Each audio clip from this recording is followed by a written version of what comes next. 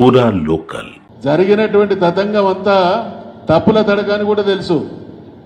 తప్పుల తడక అని తెలిసినప్పటికీ మా నిజాయితీ మా నిబద్ధత బీసీలకు న్యాయం జరగడం కాబట్టి అసలు వీళ్ళ నిజాయితీ ఏందో తేలాలనేటువంటిది కూడా అనుమానాస్పదంగా ఉన్నది. కాబట్టి మేము చెప్పిన తర్వాత కూడా ఆయన 6-7 సార్లు ఢిల్లీకి పోయిండు.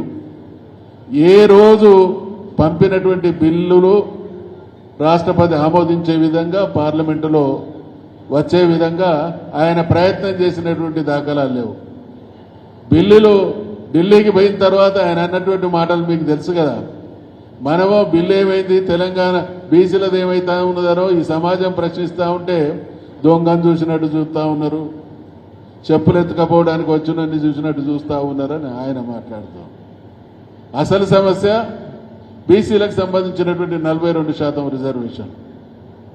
ఒకవైపు ఈ రకంగా చేస్తూ మరోవైపు నిన్న మొన్న ఢిల్లీ కేంద్రంగా ఒక కొత్త డ్రామా.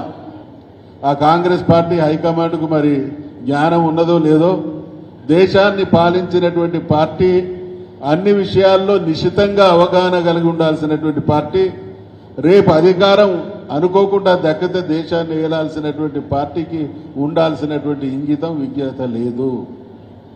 ఈయన ట్రాప్లో ఢిల్లీ కూడా పడ్డట్టు కనబడతా ఉన్నది.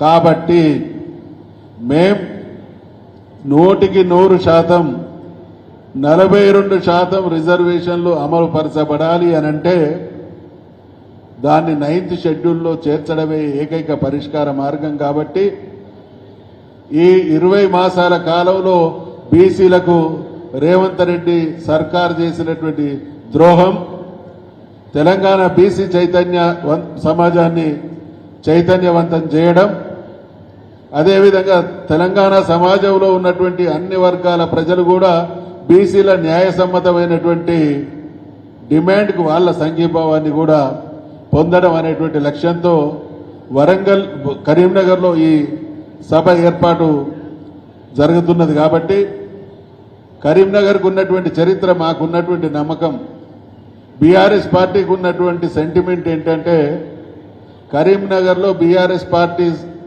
ప్రారంభించినటువంటి ఏ కార్యక్రమం అయినా 100% రిజల్ట్ తీసుకొని తీరుతుంది. కాబట్టి బహుళ ప్రయోజనకారి అయినటువంటి బీసీ రిజర్వేషన్ల సమస్యకు కూడా బహిరంగ సభ కరీంనగర్లోనే జరపాలని నిర్ణయించడం.